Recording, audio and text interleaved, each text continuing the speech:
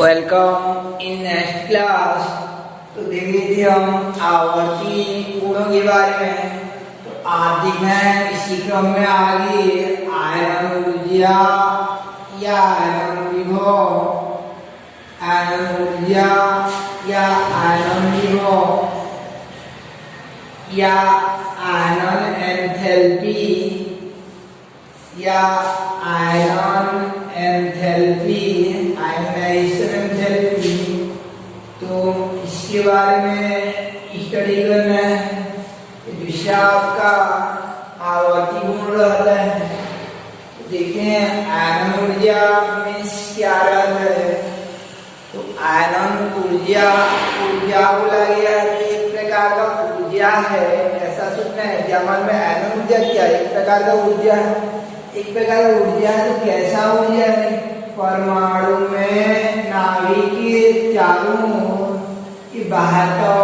कोश में उपस्थित इलेक्ट्रॉन को नाभिक से अलग करने के लिए, क्योंकि इलेक्ट्रॉन और नाभिक आपस में स्थिर विद्युत आकर्षण बल द्वारा जुड़े रहते हैं, अदृश्य दूरी द्वारा जुड़े रहते हैं। दोनों के मध्य स्थिर विद्युत आकर्षण बल काम करता है। नाभिक इलेक्ट्रॉन को अपनी खींचता रहता है।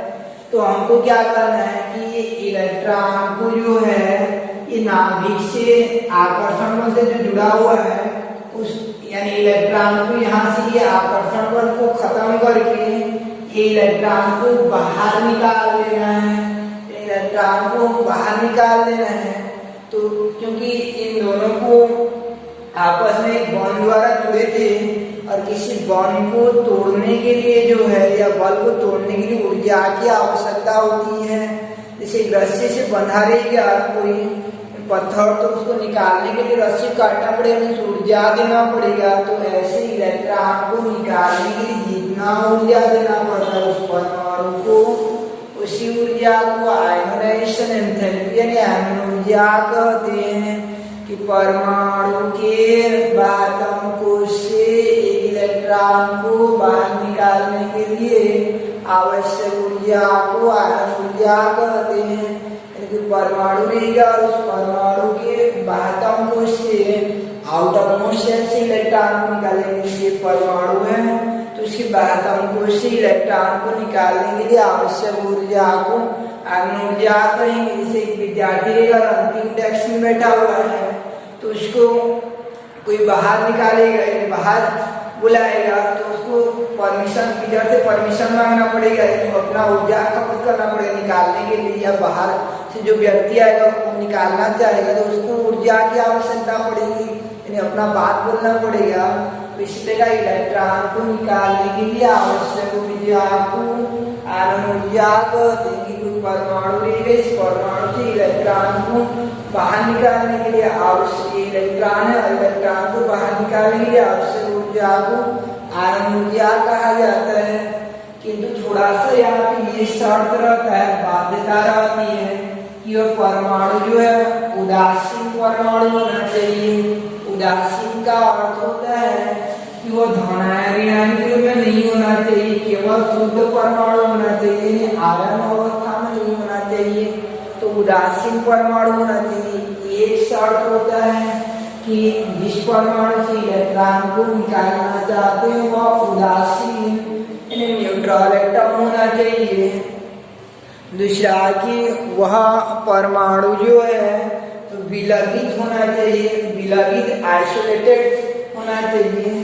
तो विलगित या आइसोलेटेड मीन्स क्या होता है कि वह किसी के साथ जुड़ा नहीं रहेगा। जैसे अकेला यानी यौगिक रूप में NaCl या KCl ऐसा रूप में नहीं रहेगा, अकेला रहेगा। जैसे Cl परमाणु अकेला है, किसी के साथ यौगिक के रूप में नहीं रहेगा, तो उसको आइसोलेटेड कहा जाता है। जिसे आइसोलेशन में रखा गया बोलते हैं। तो उसका अर्थ क्या कि वो किसी के संपर्क में नहीं रहता, अकेला जो रहेगा, तो उसको आइसोलेशन बॉक्स कहा जाता है। तो ऐसे आइसोलेटेड विलगित परमाणु रहेगा। विलगित मीन्स होता है कि किसी के साथ जुड़ा नहीं रहेगा।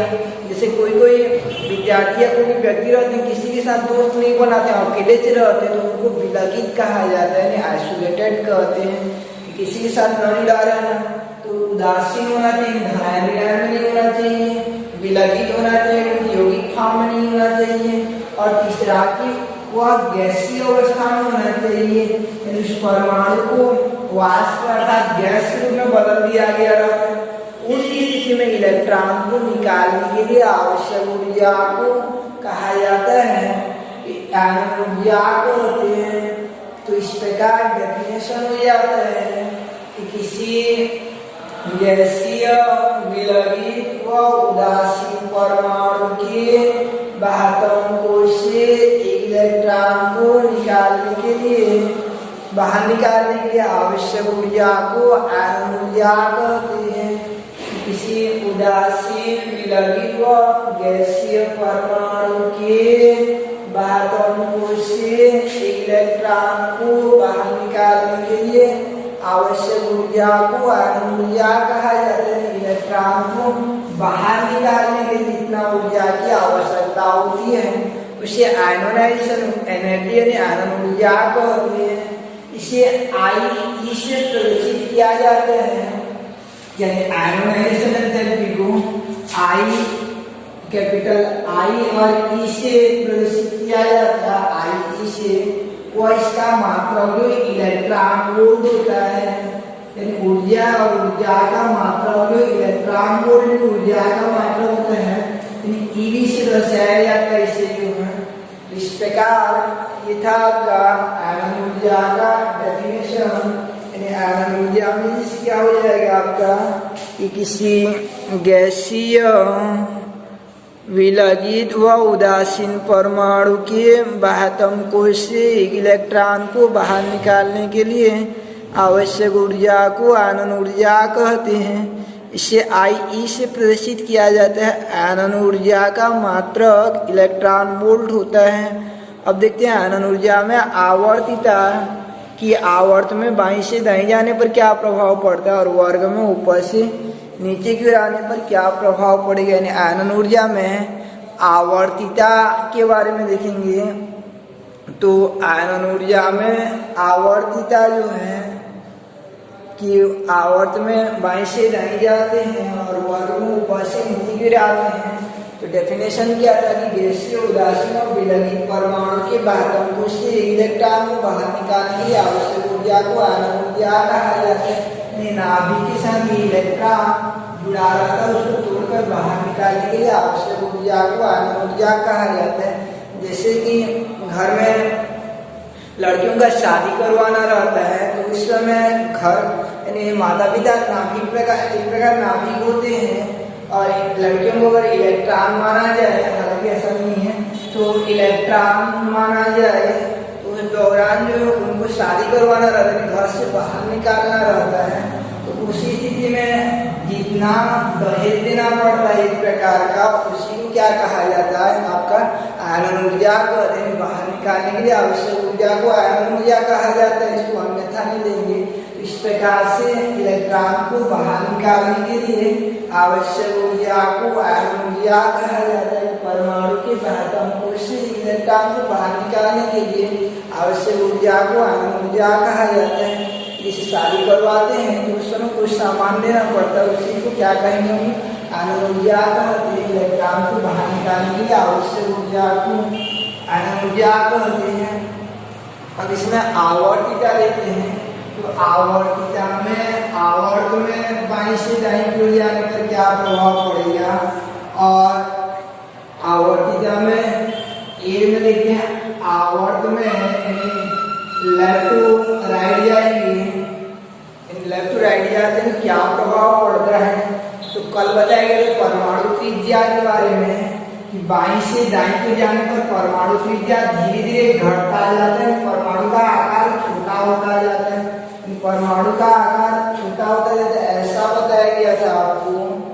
तो थोड़ा सा विचार कर लेते हैं, अगर छोटा परमाणु होगा तो इलेक्ट्रॉन सरलता से निकल सकता है, बड़ा परमाणु होगा तो सरलता से निकल सकता है।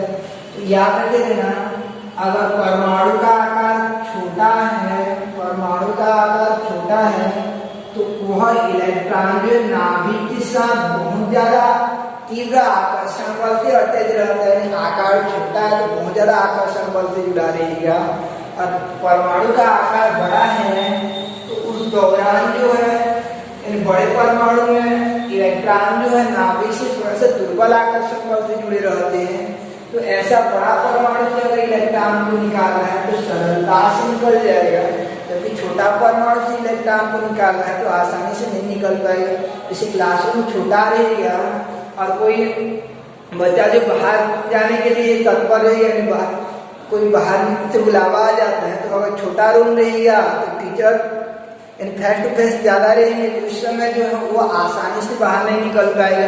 लेकिन बड़ा रूम रहेगा और मान लीजिए पढ़ा रहे हैं, दो दरवाजा बड़ा रूम रहेगा तो थोड़ा सा बाहर वाला ऐसा भी कर देगा, तो वो बड़ा रूम रहेगा, बड़ा कमरा रहेगा तो आसानी से बाहर निकल जाएगा। तो छोटा में जो है आकर्षण बल ज़्यादा रहता है इलेक्ट्रॉन का नाभिक की ओर, जिससे इलेक्ट्रॉन को निकालने के लिए आवश्यक ऊर्जा अधिक रहती है। इससे इलेक्ट्रॉन को निकालने के लिए आवश्यक ऊर्जा अधिक रहती है, तो आवश्यक ऊर्जा अधिक रहेगा तो आनंद ऊर्जा अधिक हो जाता है। तो इसी स्थिति में हमको क्या देखने को मिलेगा कि बाईं से दाईं की ओर जाएंगे तो आनंद ऊर्जा जो है बढ़ता जाएगा, आनंद ऊर्जा बढ़ता जाएगा, आनंद ऊर्जा में वृद्धि होती जाएगी। कारण क्या होता है कि परमाणु आकार में क्रमशः कमी होती जाती है। इस प्रकार आवर्तिता हो जाता है कि किसी आवर्त में बाईं से दाईं की ओर जाने पर, किसी आवर्त में बाईं से दाईं की ओर जाने पर 9 प्रवेशी इलेक्ट्रॉन एक ही कोश में भरते जाते हैं, 9 प्रवेशी इलेक्ट्रॉन एक ही कोश में भरते जाते हैं, जिससे इन इलेक्ट्रॉनों का नाभिक की ओर आकर्षण बल बढ़ती जाती है। परिणामतः इलेक्ट्रॉन को निकालने के लिए आवश्यक ऊर्जा के मान में भी वृद्धि होती जाती है। परिणामतः इलेक्ट्रॉन को बाहर निकालने के लिए आवश्यक ऊर्जा के मान में भी वृद्धि होती जाती है, जिससे आयरन ऊर्जा के मान में क्रमशः वृद्धि होती जाती है। यानी बाईं से दाईं की ओर जाएंगे तो इलेक्ट्रॉन जो एक ही कोश में बढ़ते जाते हैं, जिससे परमाणु आकार में क्रमशः कमी होती जाती है, क्योंकि इलेक्ट्रॉनों का नाभिक की ओर आकर्षण बल बढ़ती जाती है।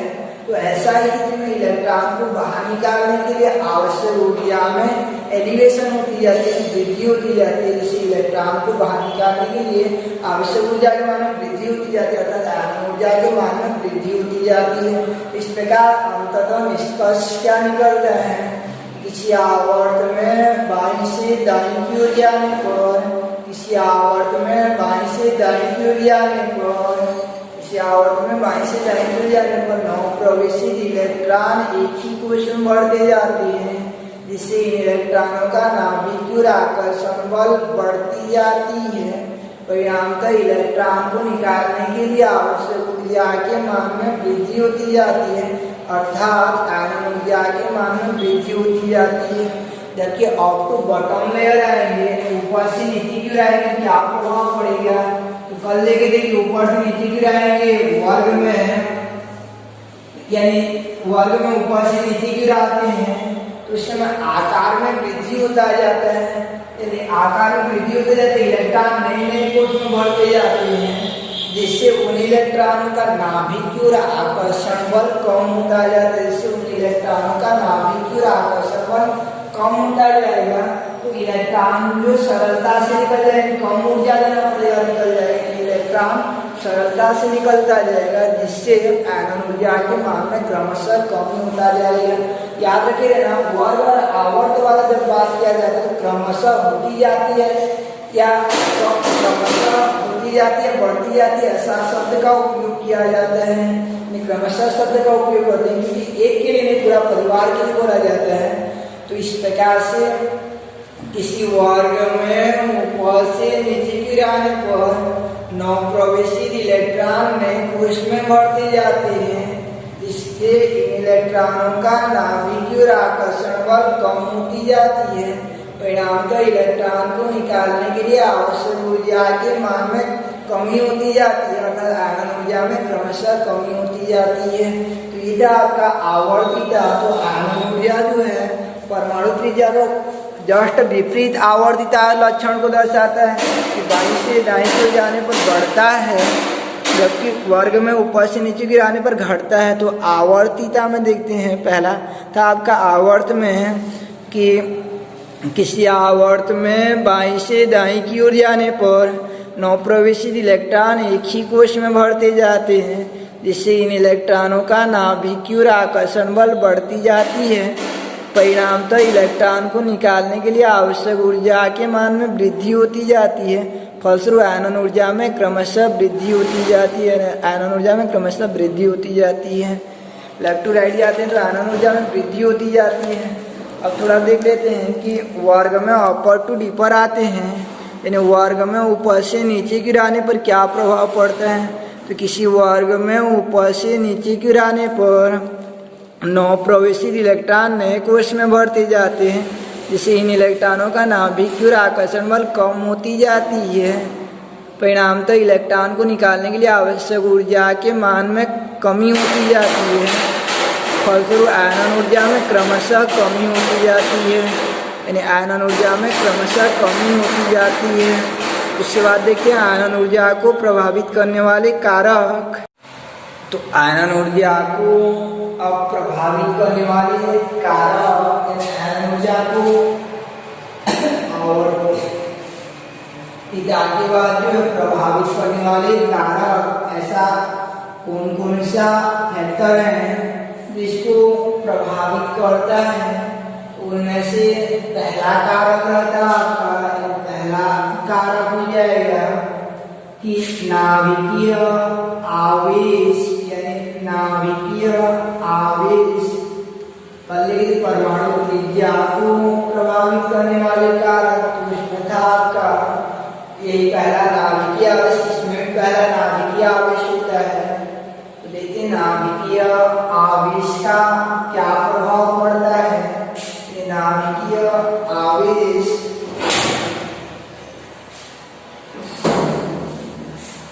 तो जिस परमाणु का नाभिकीय आवेश उच्च होता है, जिस परमाणु का नाभिकीय आवेश उच्च होता है, तो ऐसे परमाणु में उसके इलेक्ट्रॉन का नाभिकीय आकर्षण बल भी उतना ज्यादा रहता है। नाभिकीय आवेश उच्च रहेगा तो आकर्षण बल बहुत ज्यादा रहता है। तो ऐसे परमाणु से इलेक्ट्रॉन को निकालने के लिए आवश्यक ऊर्जा का मान भी बहुत ज्यादा होता है। अतः ऐसे परमाणु की आयनन ऊर्जा उच्च होती है। नाभिकीय आवेश उच्च रहेगा तो इलेक्ट्रॉनों का आकर्षण बल उच्च रहेगा। इलेक्ट्रॉनों का आकर्षण बल उच्च रहेगा तो निकालने के लिए आवश्यक ऊर्जा का मान उच्च होगा, और निकालने के लिए आवश्यक ऊर्जा का मान उच्च होगा तो आयनन ऊर्जा का मान भी उच्च रहेगा। तो इस प्रकार से कि वह परमाणु जिसका नाभिकीय आवेश उच्च होता है तो उसके बाह्यतम इलेक्ट्रॉनों का नाभिकीय आकर्षण बल अधिक होती है। अतः ऐसे परमाणु से इलेक्ट्रॉन को निकालने के लिए आवश्यक ऊर्जा भी उच्च होती है, अर्थात ऐसे परमाणु की आयनन ऊर्जा उच्च होती है। तो पहला था आपका नाभिकीय आवेश।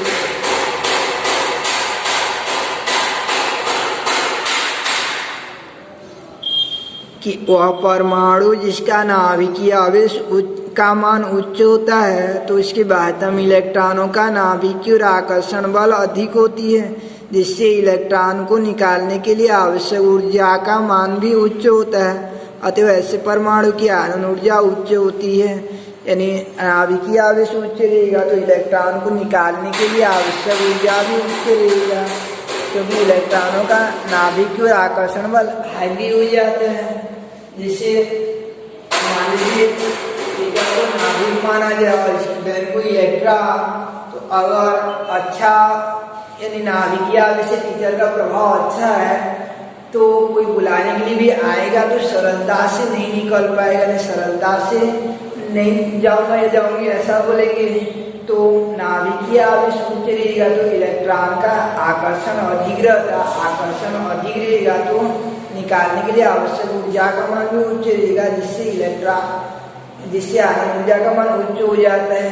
जैसे मान लो हम लोग टेलीविजन टीवी में कुछ देखे रहते हैं उसको नाभिकीय आवेश मानेंगे टेलीविजन को, और हमको यानी जो देख रहे दर्शक उनको इलेक्ट्रॉन मानेंगे। तो अच्छा कोई प्रोग्राम दे रहा है नाभिकीय आवेश उच्च है तो हम लोग उसको आकर्षित हुए रहते हैं, घर वाले बुला बुला के थक जाते हैं बाहर नहीं निकलते हैं तो इलेक्ट्रॉन को उस दौरान निकालने के लिए आवश्यक ऊर्जा उच्च हो जाती है।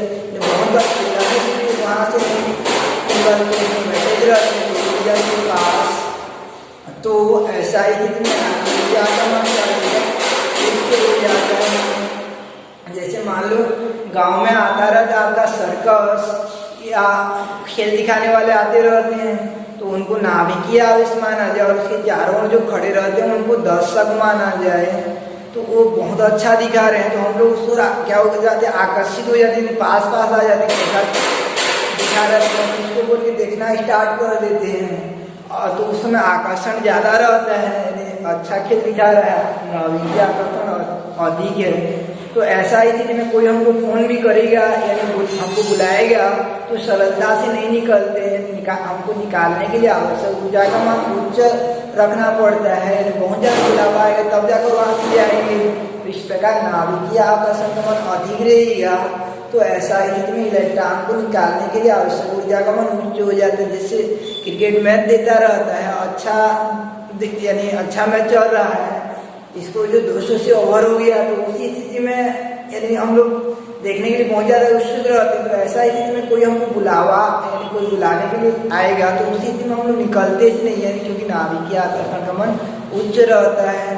तो आकर्षण का मान उच्च रहेगा तो इलेक्ट्रॉन को निकालने के लिए आवश्यक यानी नेसेसरी एनर्जी जो है वो हायर हो जाती है। अब दूसरा देखते हैं कि कोशों का प्रभाव यानी कोशों का प्रभाव या परमाणुीय आकार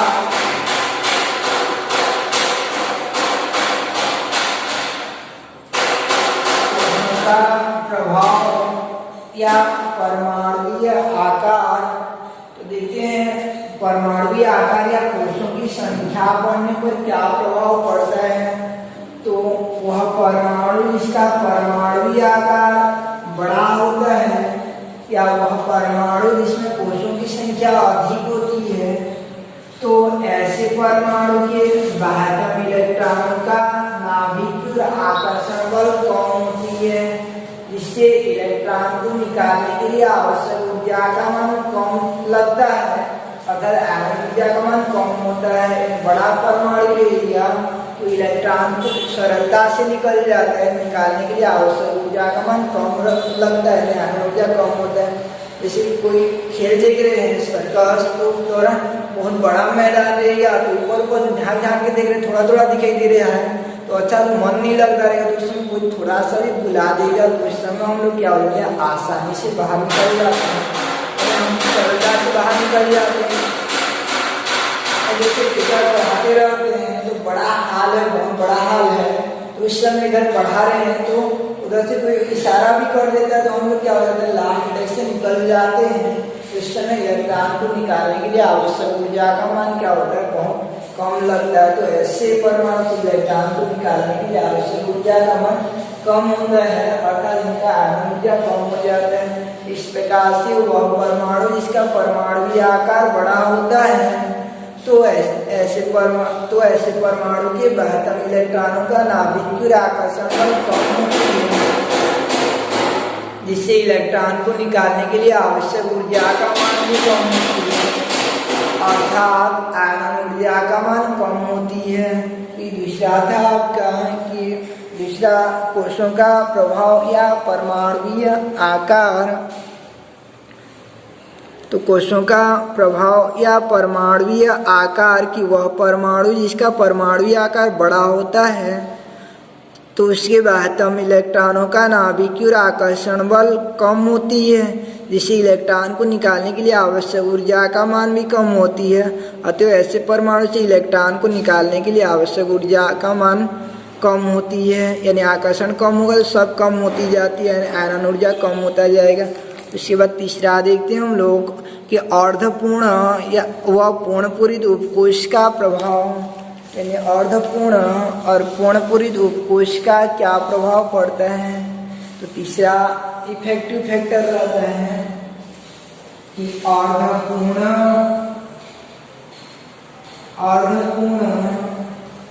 व पूर्णपूरित उपकोष का प्रभाव उसका प्रभाव। तो half filled and full filled, half filled and full filled कोशों का प्रभाव क्या पड़ता है। हाफ फील्ड व फुल फील्ड ऑर्बिटल का सबसेल का क्या प्रभाव पड़ता है कोशों का, कि अर्धपूर्ण व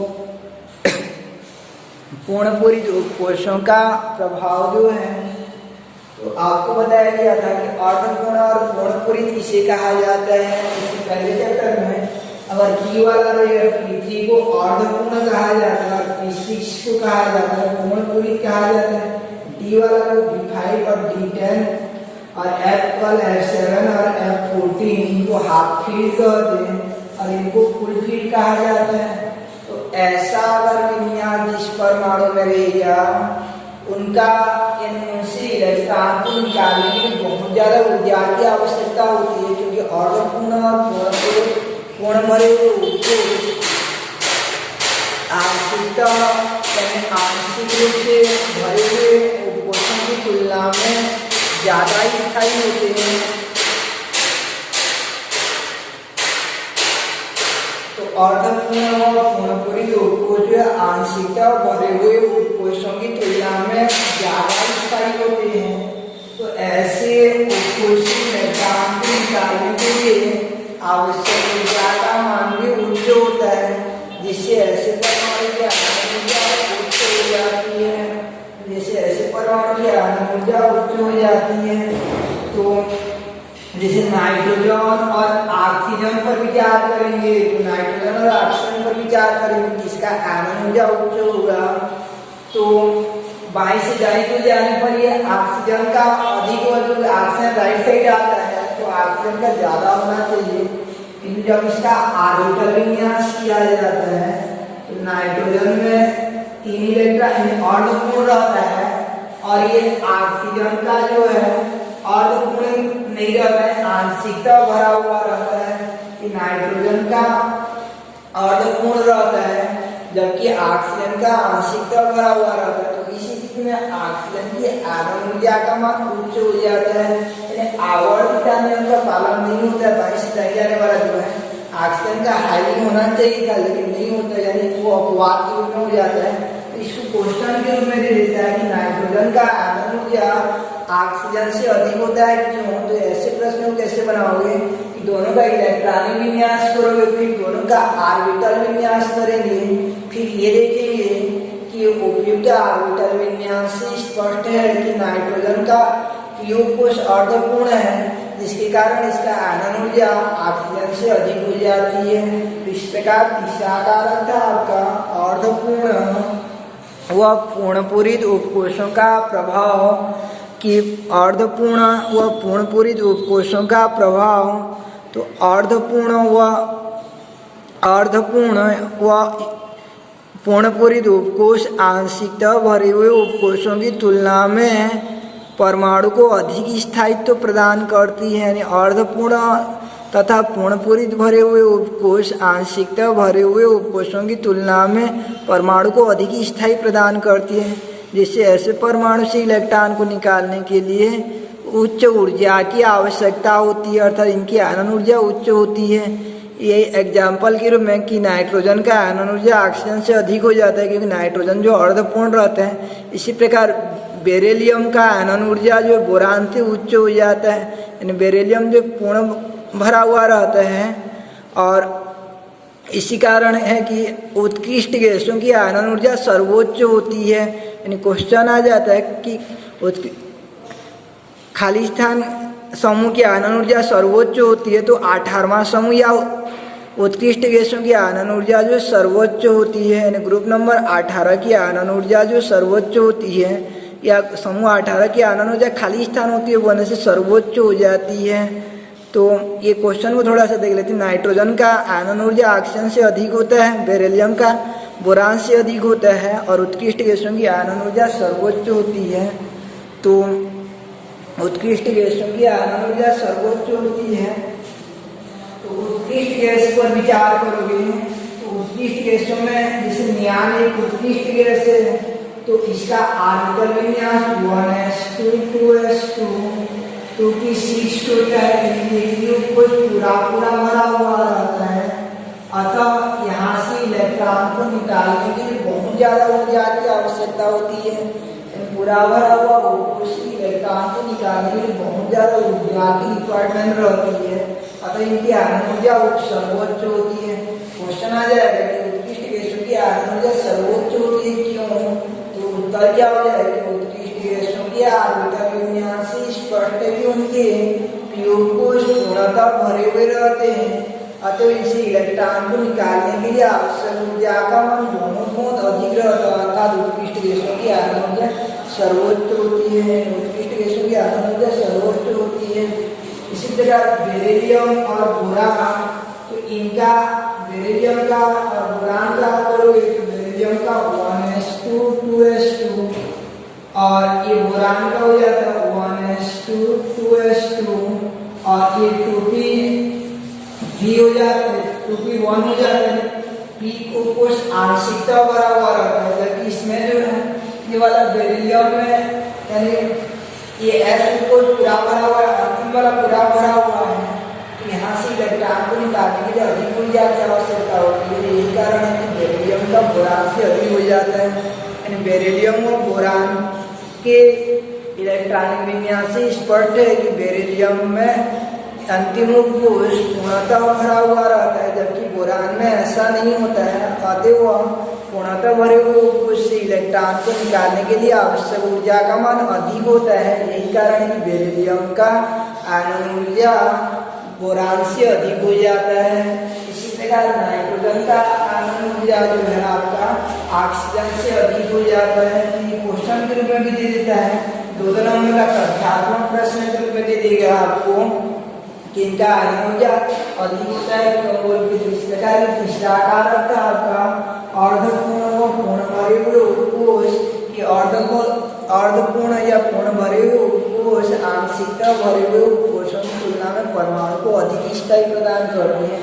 इससे ऐसे परमाणु से इलेक्ट्रॉन को निकालने के लिए आवश्यक ऊर्जा का मान भी उच्च रहता है, अर्थात उनकी आयन ऊर्जा उच्च होती है।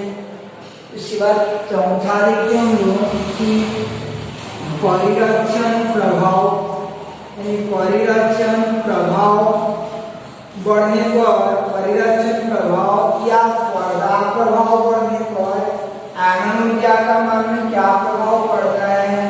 यानी पर्दा प्रभाव या परिरक्षण प्रभाव मीन्स क्या रहता है। पर्दा प्रभाव या परिरक्षण प्रभाव किसे कहते हैं उसको पहले देख लेते हैं। तो जैसे डी तत्वों का इलेक्ट्रॉनिक विन्यास पढ़ेंगे हम। जैसे स्टेंडियम का होता है आपका 1s2 2s2 पढ़ेंगे, 2p6 3s2 3p6 और ये 3d1 और 4s2 हो जाता है। 4s2 और 3d1 होता है ऐसा। तो ये s में पहला इलेक्ट्रॉन भरता है, d में बाद में भरता है, उसको जानते हैं हम लोग। तो इसको सीक्वेंस में कर लेते हैं 3d1 और 4s2। तो s में पहले 2 इलेक्ट्रॉन भर जाता है, उसके बाद d में आता है। मान लीजिए टाइटेनियम का करते हैं तो ये 3d2 हो जाता है, 4s में वही इलेक्ट्रॉन रहेगा और अंतिम इलेक्ट्रॉन d में भरता जाता है। ऐसे वेनेडियम का करेंगे तो 3d3 हो जाएगा, यानी ये d में ही इलेक्ट्रॉन भरते जाते हैं। तो अंतिम वाला यानी अंतिम कोश में वही 2 इलेक्ट्रॉन होते हैं और अंतिम ये पूर्व वाला कोश में यानी तीसरा कोश में इलेक्ट्रॉन भरना जाता है। तीसरा कोश के द्वितीय कोश में इलेक्ट्रॉन भरते जाते हैं। तो यहाँ पे इलेक्ट्रॉन जो ऐसे आते जाते हैं और भरते जाते हैं। ये अंतिम में 2 इलेक्ट्रॉन भर जाते हैं, उसके बाद 2 इलेक्ट्रॉन आते रहते हैं, कुछ सेकंड लास्ट में भरते जाते हैं। तो ऐसा स्थिति में ये 2 इलेक्ट्रॉन जो रहते हैं उनके लिए ये अंदर वाले जो इलेक्ट्रॉन रहते हैं एक पर्दा के रूप में काम कर देते हैं। यानी सेकंड लास्ट में तब इलेक्ट्रॉन आ जाते हैं अंतिम से पहले वाले में। तो ये अंतिम वाले इलेक्ट्रॉन जो है नाभिक की ओर कम आकर्षण बल अनुभव करने लगते हैं। यानी अंतिम वाले इलेक्ट्रॉन जो नाभिक की ओर कम आकर्षण बल अनुभव करने लगते हैं। ऐसा कारण क्या रहता है कि यानी जितने इलेक्ट्रॉन रहते हैं अंतिम से पहले वाले में भरते जाते हैं, जैसे गुरुजी पढ़ा रहे हैं तो उस दौरान जो है यहाँ पढ़ा रहे हैं तो दो विद्यार्थी आते हैं और खाली है बोल के जाके डेस्क आखिरी डेस्क में बैठ जाते हैं दोनों के दोनों। उसके बाद में सभी विद्यार्थी आते रहते हैं और इधर वाला फुल हो जाता है। अब सेकंड लास्ट में बचे हैं, अब जो विद्यार्थी आते हैं ये सेकंड लास्ट में ही बैठते जाते हैं, इन दोनों से जमता नहीं है उनका, तो ये सेकंड लास्ट में ही अगर भरते जाएंगे तो सेकंड लास्ट में 8-10 जने हो जाएंगे और लास्ट में जो 2 जने में है तो उस समय क्या होता है कि तो लास्ट से पहले सेकंड लास्ट वाले 8-10 जने तो थोड़ा तो बड़े बड़े हो जाएंगे, तो लास्ट वाला को ब्लैक बोर्ड जो ठीक से दिखाई नहीं देगा तो वो क्या करेंगे लास्ट वालों के लिए एक पर्दा के रूप में काम करते हैं, यानी एक पर्दा के रूप में काम करते हैं, एक शील्ड के रूप में काम कर लेते हैं, यानी एक स्क्रीन के रूप में काम करते हैं पर्दा के रूप में। तो अंतिम इलेक्ट्रॉन का नाभिक और आकर्षण बल कम हो जाता है, तो इस प्रभाव को परिरक्षण प्रभाव कहते हैं कि जब इलेक्ट्रॉन जब उपांत कक्ष के इलेक्ट्रॉन द्वारा उपांत कक्ष के इलेक्ट्रॉन के कारण अंत कक्ष के इलेक्ट्रॉनों का नाभिक की ओर होने वाला आकर्षण बल में कमी को परिरक्षण प्रभाव कहते हैं, यानी पर्दा प्रभाव कहा जाता है। जैसे मान लो गाँव में कुछ खेल दिखा जाए सर्कस, तो उसमें नाभिक उसको माना जाए और आप लोग जो यानी कोई 2 जने जो है दीवार के किनारे खड़े होकर ऐसे करके देखते रहते हैं, तो मान लीजिए 8-10 जने आके उनके सामने खड़े हो जाएंगे तो उनको तो कुछ दिखाई नहीं देगा, पर्दा के रूप में हो जाएंगे, उस प्रभाव को क्या कहेंगे पर्दा प्रभाव कहा जाता है। यदि सामने सामने ले आएंगे सबका मुंडी अगर आ जाएगा तो लास्ट दोनों को क्या दिखेंगे, तो उस समय वो क्या हो जाते हैं पर्दा प्रभाव के रूप में काम करते हैं, परिरक्षण प्रभाव के रूप। तो ये परिरक्षण प्रभाव का मान जितना बढ़ता रहेगा इनका आकर्षण बल उतना कम होता रहेगा, अंतिम वालों का आकर्षण बल उतना कम होता जाएगा। उस समय इलेक्ट्रॉन को निकालने के लिए आवश्यक ऊर्जा का मान कम होता जाएगा, यानी सरलता से चलो यार जहाँ से बाहर निकल जाए ऐसा समझेंगे और सरलता से बाहर निकल जाएंगे, जिससे आयरन ऊर्जा के मान में क्या हो जाएगा कमी हो जाएगा। तो इस प्रकार परिरक्षण प्रभाव का मान बढ़ने पर यानी परिरक्षण प्रभाव या पर्दा प्रभाव का मान बढ़ने पर परिरक्षण प्रभाव का मान बढ़ने पर आयरन ऊर्जा के मान में क्या हो जाती है कमी हो जाती है। चौथा परिरक्षण प्रभाव का मान बढ़ने पर आयरन ऊर्जा के मान में कमी हो जाती है। और 5वां होता है आपका कि उपकोषों का प्रभाव, विभिन्न उपकोषों के लिए अगर विभिन्न उपकोषों के लिए sp_d उपकोष में से क्योंकि s उपकोष सबसे ज्यादा नाभिक के पास रहता है तो वहां से इलेक्ट्रॉन को निकालने के लिए अधिक ऊर्जा की आवश्यकता होती है। यानी विभिन्न उपकोषों में से इलेक्ट्रॉन को अगर s उपकोष में रहेगा तो s उपकोष सबसे नाभिक के पास रहता नियरेस्ट रहता है। जैसे घर में रहते हैं तो कोई हमको बुलाने के लिए आता है तो सबसे छोटा बच्चा को बुलाना मुश्किल हो जाता है, तो माता पिता के पास यानी नाभिक के पास रहते हैं, लेकिन जो बड़े रहते हैं उनसे आसानी से निकाल सकते हैं। तो नाभिक के पास वाला का सबसे ज्यादा इलेक्ट्रॉन को निकालने के लिए सबसे ज्यादा ऊर्जा की आवश्यकता होती है। तो विभिन्न उपकोषों के लिए ऊर्जा का क्रम इस प्रकार हो जाता है। तो ये था आपका कि आयरन ऊर्जा को प्रभावित करने वाले कारक। तो चौथा था आपका परिरक्षण प्रभाव कि परिरक्षण प्रभाव का मान बढ़ने पर परमाणु आकार में वृद्धि हो जाती है। परिरक्षण प्रभाव का मान बढ़ने पर बाह्यतम इलेक्ट्रॉनों का नाभिक की ओर आकर्षण बल कम हो जाती है, परिणामतः आयरन ऊर्जा के मान में कमी हो जाती है। यानी ऐसा लिखना है इसको, परिरक्षण प्रभाव का मान बढ़ने पर बाह्यतम इलेक्ट्रॉनों का नाभिक की ओर आकर्षण बल कम हो जाती है, जिससे इलेक्ट्रॉन को निकालने के लिए आवश्यक ऊर्जा अर्थात आयरन ऊर्जा में कमी हो जाती है। उसके बाद 5वां होता है आपका विभिन्न उपकोषों का प्रभाव। तो विभिन्न उपकोषों के लिए आयरन ऊर्जा का क्रम विभिन्न उपकोषों के लिए आयरन ऊर्जा का क्रम क्रमशः sp_d_f होता है। तो ये था आपका आयरन ऊर्जा और प्रभावित करने वाले कारक। तो इस प्रकार आज स्टार्ट किए थे हम लोग कि आयरन ऊर्जा से स्टार्ट किए थे डेफिनेशन से, उसके बाद आवर्तिता और उसके बाद प्रभावित करने वाले कारक। तो आयरन ऊर्जा में क्या था कि किसी गैसीय विलगित व उदासीन परमाणु के बाह्यतम कोश से इलेक्ट्रॉन को बाहर निकालने के लिए आवश्यक ऊर्जा को आयरन ऊर्जा कहते हैं।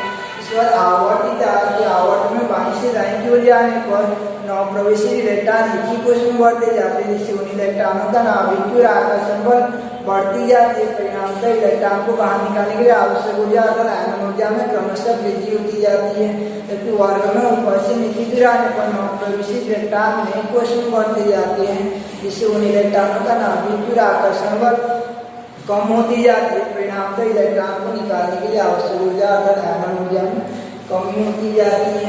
इसके बाद प्रभावित करने वाली कारकता का नाभिकीय आवेश बढ़ने पर आयनन ऊर्जा बढ़ती है। परमाणुीय आकार बढ़ने पर आयनन ऊर्जा के मान में कमी हो जाती है। अर्धपूर्ण और पूर्ण पूरी कोशों के प्रभाव से आयनन ऊर्जा बढ़ जाती है। परिरक्षण प्रभाव बढ़ने से आयनन ऊर्जा के मान में कमी हो जाती है और विभिन्न कोशों के लिए एसपीडीएफ था। नेक्स्ट क्लास में स्टार्ट करेंगे इलेक्ट्रॉन बंधुता क्या होता है और इलेक्ट्रॉन बंधुता में आवर्तिता प्रभावित करने वाले कारक।